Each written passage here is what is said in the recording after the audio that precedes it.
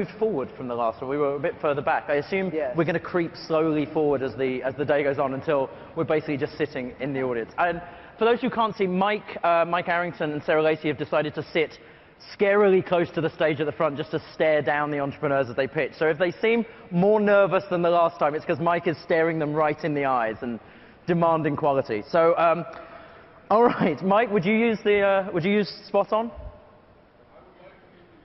You'd like for me to do better? I'm failing the pitch. So it's this is my appraisal. This is the new. No, I think it's great. I mean, you do. Of the one you've seen so far, it was your favourite. It's not even your favourite of the only one you've seen so far. Of this section. Oh, I see. Of the day. No, okay. The only criticism we heard that this is a very busy space. There are a lot of location-based And the apps. problem that if the application is going to be very popular, it will be in a very busy place. That's the fact. I'm not saying it will be popular or it won't be popular, but the place is busy because everybody is going there. Well, it might be about to get even busier. As Yogi Berra said that he doesn't like that this place is empty because everybody is going there, you remember. All right, we have, well, it's about to get busier because we have a second location-based app. Please welcome to the stage from Karizma, Andrei Sabotin and Dmitry Ufaev.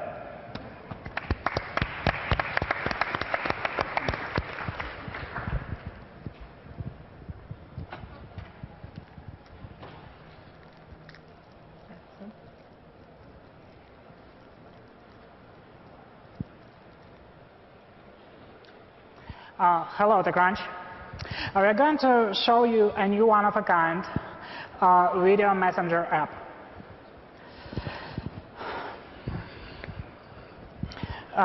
It's simple, it's mobile, it's fun, it's called Karizma. The first thing that you will see after you sign up is that oops, sorry, it happens.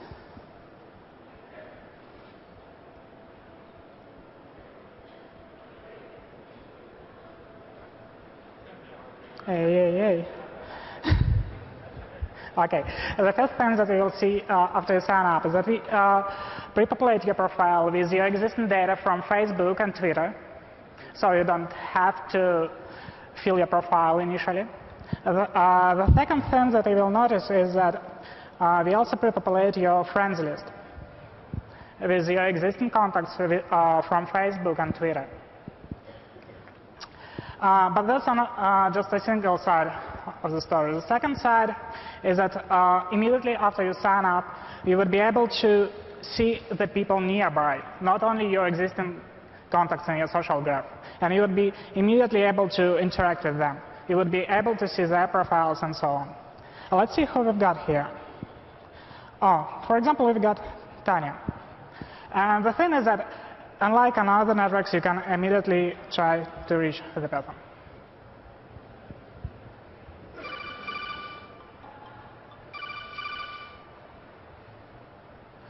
Hello, Tanya.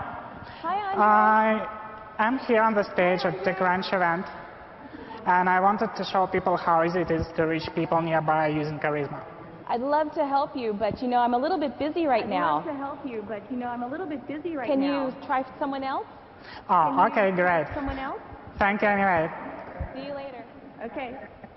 See you later.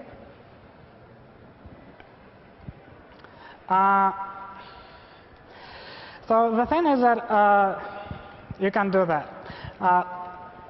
Another section of the app is called Sparks.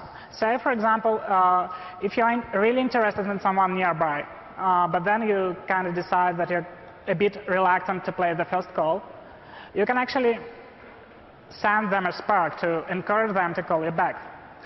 Sparks are like interactions and emotions between people, and we log all of these, like friend requests, call requests, missed calls, received calls. And in fact, I've got a call request here. It's from someone named Laura. Seems to be a nice girl.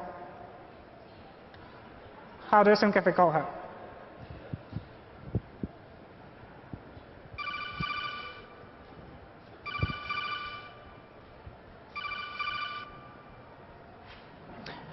Hey, Laura.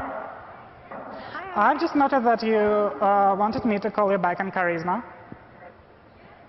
Yes, I see that you're a finalist here at TechCrunch Disrupt. And I'm traveling to Russia, and I saw that you're originally from Russia. So I was wondering if you can give me any tips on things to do or any cool startups to visit. Oh, yeah, that would be great. And I see that you're currently here in Disrupt as well. Can you please come up and join me here on stage? Yeah. On stage? Come, say hi, don't be shy. Okay.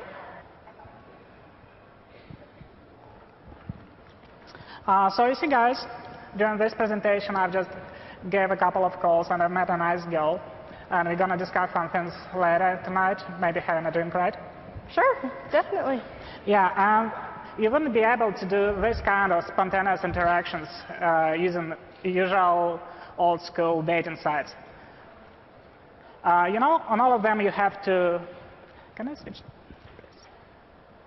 You have to fill lots of different questionnaires, upload your pictures, send messages. But meanwhile, time flies by. Your stress builds, your mood changes, and you don't even remember what you were up to. Not so with Karizma. For Karizma, Karizma is mobile. We launch on Apple devices, and Android will follow. It's location-based. You can interact with your existing contacts as well as with people who are outside of your existing graph, with people nearby. And Karizma is social. You can immediately see open profiles of people, see who they are before calling them. So can do they. And Karizma is real time. You actually see people right now, right here. You see how far from you they are. You can filter them by age and so on. And you can actually call them right now. About 10 seconds. We work on our Wi-Fi 3G. And we are initially ads-based with subscription to turn out the ads. And there are different other uses of the plan too. You could call your nearby store actually to see whether they have a new white iPhone in stock. Or you could call your nearby bar before going there to watch a game to actually see whether the bar is busy or not. OK, we're out of time. But round of applause for Karizma. All right, judges, I imagine you have questions. Yossi, do you want to jump in? You know, I remember this kind of activity, but not exactly well. You know, for me it was quite many years ago. Did you not use apps? A little bit. Do you have a question about Karizma? Oh, Chris, you. All right. Yeah. So just to clarify, the people that you see on the list are strangers in many cases, or? Oh, well, not exactly. I mean, like, you can use that to communicate with your existing friends. But it's also to meet new people. Is that kind of the idea? Or? Yeah. Okay. Because I just, I guess I've seen about 5 companies that are doing sort of the social network for people you don't know who are nearby you. Yeah. And I think it's an interesting idea, and I'm not sure which one will succeed, but I think some of the ones that I've saw, like, you know, sort of getting over the initial problem of, like, you know, if you have sort of no other users on the thing, then you have kind of a bad initial experience because it has network effects. The thing is that we don't actually require people to be online constantly, all the time. We utilize. But if they're using your app, like if you don't have people using your app and you're in a bar and you're only using the app, then you won't see anyone, right? Or do you interoperate with other? I mean, there always will be people on the network, no matter how far. But the thing is that as soon as they call someone, they get a push notification and they can immediately respond to you. So you wouldn't be left in the void. How long you are in development mode? We are in development since February. Since? February. February. Can you talk a little bit about how you're going to market the product? Because it is a busy space, and the network effect that Chris was talking about is important. So how do you get people to know about Karizma? Well, the thing is that we have launched a mobile social network before. In September, we have presented Friends Around here on Disrupt in San Francisco. And there and another our partner company, we've accumulated like a 5 million user base that we actually plan to market Karizma initially to. So we would have some users upfront, at least to some several thousands, or maybe several hundred thousands. Really big. You have a social network, you said, that has 5 million users that you're going to market to? Is that what you said? Yeah. Okay. And that's primarily where? In the United States, or is that worldwide? Where are the 5 million users that you would They're market worldwide. to? Worldwide? Yeah. That's right. So my question is, are you going to censor content at all? I mean, Grindr didn't, chat roulette didn't, and this seems like a nice amalgamation of the two. And so sometimes filtering content can help to keep everything clean, but at the same time, do you have any rules or regulations for what people can do on your platform? Well, the thing is about filtering and actually finding nice people to talk to, that's the major point. First, you can filter people you don't want to speak to. Say, for example, if they don't speak your language, you can filter them out. Second, if you don't like them, you see their pictures, you see their description, you just shouldn't contact them. And third is they, for some reason, start to annoy you. You can block them. That's it. And all the rest is just real interactions between people as they happen in real life. I'm going to ask the same question I asked before. Would you guys use this? Yossi, you said you... My wife may watch the streaming, so I'm not going to use it. no one's going to admit to using it. You know what? Using or not using an app is kind of a subjective versus objective part. And for example, yesterday, here at the hackathon presentation, we've seen a lot of people actually exploring the nearby dating area. And maybe for some that wouldn't be the ideal use case, but there is really a lot of potential in that.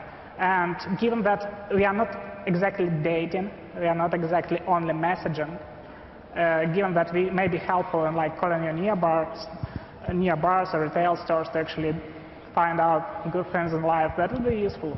At least we believe so. Just on the filtering front, I do think you're going to have to be careful about sex, basically. I mean, it's going to be video, as shown by many other websites, is a good place for porn. So as you think about your content, you guys could grow, you know, with porn, or you could grow without, and that's going to be one of the decision factors you guys have to figure out.